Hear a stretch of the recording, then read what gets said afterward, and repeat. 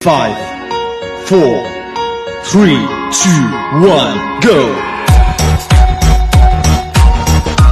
Hanya di dalam Alkitab saya mengerti bahwa manusia diciptakan serupa dengan Allah. Itu di dalam Kejadian 1 ayat 26, manusia diciptakan serupa dan segambar dengan Allah. Ya. Di dalam Alkitab saya mengerti bahwa Allah memulai segala sesuatu dengan firman. Sebab firman itu adalah Allah. Saat Allah menciptakan segala sesuatu di dalam Kejadian 1 ayat 1 dan seterusnya, hari pertama, hari kedua, hari ketiga sampai ke-6, sampai penciptaan manusia dan seisi bumi ini, pada mulanya Allah berfirman. Saya mengenal Allah dalam Alkitab, dan Allah mau supaya manusia mengenal Dia yang tidak kelihatan itu dalam pribadi Yesus Kristus. Ada tertulis di dalam Alkitab, di dalam Kolose 1 ayat 15.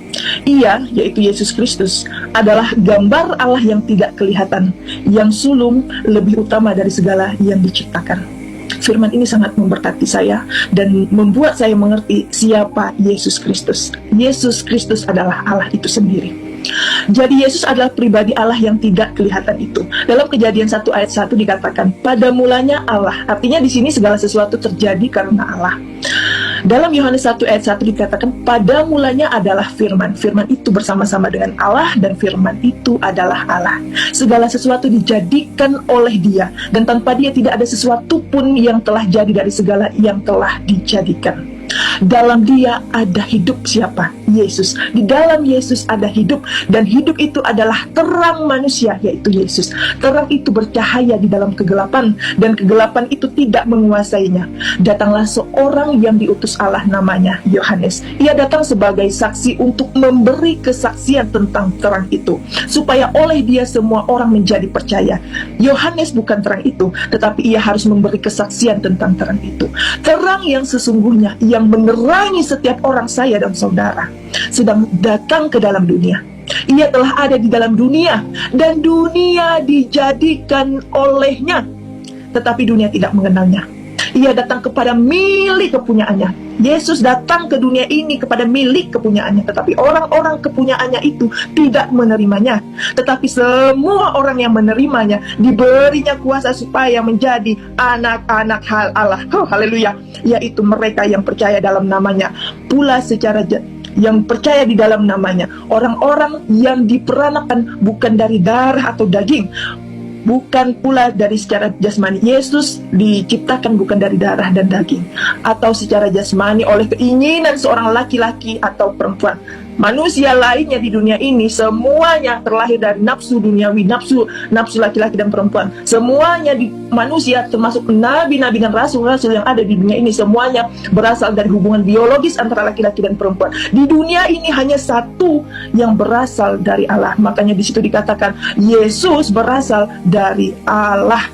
Firman itu telah menjadi manusia dan diam di antara kita, dan kita telah melihat kemuliaannya, yaitu kemuliaan yang diberikan kepadanya sebagai anak tunggal Bapa, penuh kasih, karunia dan kebenaran. Kata anak di sini jangan disalah mengerti. Anak di sini bukan berarti Allah beranak, seperti anak tangga bukan berarti tangga beranak, seperti anak kunci bukan berarti kunci beranak. Anak Allah yang dikatakan di sini berasal dari Allah. Luar biasa. Ini sangat memberkati saya, sehingga saya mengerti bahwa Yesus adalah Allah. Yang di Kejadian di situ dikatakan pada mulanya Allah. Pada mulanya Allah berfirman. Firman itu bersama-sama dengan Allah, dan Yesus adalah firman yang hidup, firman yang menjadi manusia. Hanya di dalam Alkitab saya memahami mengapa harus ada penyelamatan. Di dalam Alkitab saya memahami bahwa Adam itu manusia pertama, bukan nabi pertama, ya. Jadi di dalam keyakinan saya dulu, Adam itu nabi pertama, ya. Sebelum kejatuhan Adam, ya, nggak ada istilah nabi. Nabi itu ada setelah kejatuhan manusia. Jadi Adam adalah manusia pertama, bukan nabi pertama. Lalu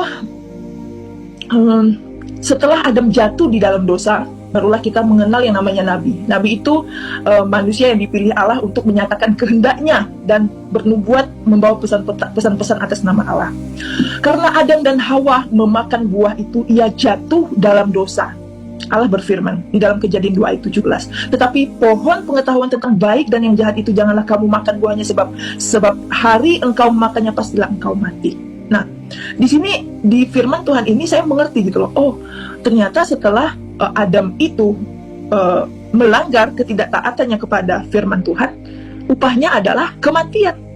Nah, setelah itu Allah berfirman lagi di dalam Kejadian 3 ayat 15, Aku akan mengadakan permusuhan antara engkau dan perempuan ini, antara keturunanmu dan keturunannya. Keturunannya akan meremukkan kepalamu dan engkau akan meremukkan tumitnya.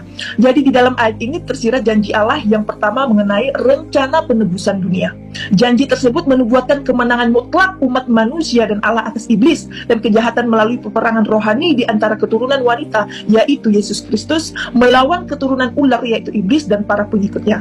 Di sini Allah menjanjikan Mesias itu, Allah berjanji bahwa Kristus akan lahir dari seorang wanita di dalam Yesaya 7 ayat 14 dan akan diremukkan melalui penyaliban. Sekalipun demikian, Yesus harus mati, namun dia bangkit dari antara orang mati untuk membinasakan, yaitu meremukkan iblis, dosa-dosa manusia, dan kematian secara sempurna demi keselamatan umat. Wah, luar biasa. Lalu dalam hal ini saya mulai memahami ternyata untuk menebus dosa manusia, yang menjadi tebusannya juga harus manusia. Makanya Mesias itu harus dalam rupa manusia. Mengapa Allah harus mengambil rupa manusia? Karena untuk menebus dosa harus darah yang ditumpahkan. Yang ingin diselamatkan adalah manusia. Yang jatuh ke dalam dosa adalah manusia. Maka Allah mengambil rupa manusia menjadi sama seperti manusia agar dapat mati. Karena efek dari ketidaktaatan Adam dan Hawa memakan buah itu adalah kematian. Nah, di situ saya mengerti. Yang dulunya saya cuma memahami Yesus itu di dalam iman kepercayaan saya dulu, Isa Al-Masih itu adalah Yesus Kristus yang disamakan dengan iman Kristen gitu ya, walaupun nggak sama, disetarakanlah mereka gitu ya. Tetapi hanya percaya bahwa Isa Al-Masih itu hanya nabi begitu. Nah, untuk menebus dosa ternyata tidak bisa dengan perbuatan baik. Dosa nggak bisa disogok pakai uang. Saya berpikir pada saat itu dosa itu bisa dibayar gitu ya dengan amal baik, amal ibadah, amal perbuatan baik. Itu keyakinan saya dulu, karena memang keyakinan saya dulu tidak mengenal dosa asal ya. Tetapi ternyata memang satu saja dosa itu sudah mencemari kehidupan manusia. Jadi dosa dari Adam saja itu sudah mencemari perbuatan-perbuatan baik manusia. Jadi perbuatan-perbuatan baik itu sudah tercemar dengan satu dosa. Jadi kita tidak bisa melakukan perbuatan-perbuatan baik untuk menebus dosa itu gitu loh. Karena dosa yang dilakukan dari Adam itu telah merambat kepada seluruh kehidupan manusia seterusnya, dan itu hanya dapat ditebus oleh Yesus Kristus yang adalah Mesias itu sendiri. Nah, hanya Dia yang kudus yang dapat menebus dosa itu, dan yang kudus hanyalah Allah. Maka Mesias itu haruslah dalam bentuk manusia, yaitu manusia ilahi, yang kudus, yang tidak bercacat, yang tidak melakukan dosa. Yesus bukan hanya tidak melakukan dosa, tetapi tidak dapat melakukan dosa karena Dia berasal dari Roh Kudus yang adalah Allah itu sendiri. Yesus adalah Allah yang menjadi manusia. Ia datang ke dunia untuk menebus dosa dunia, dosa saya dan saudara. Jadi setiap orang yang mau menerima pengampunan dosa harus percaya bahwa Yesus adalah Allah. Yesus dan mengikuti teladan Yesus. Yesus berkata di dalam Yohanes 8 ayat 24, "Karena itu tadi aku berkata kepadamu bahwa engkau akan mati di dalam dosamu. Sebab jikalau kamu tidak percaya bahwa akulah Dia, engkau akan mati di dalam dosa."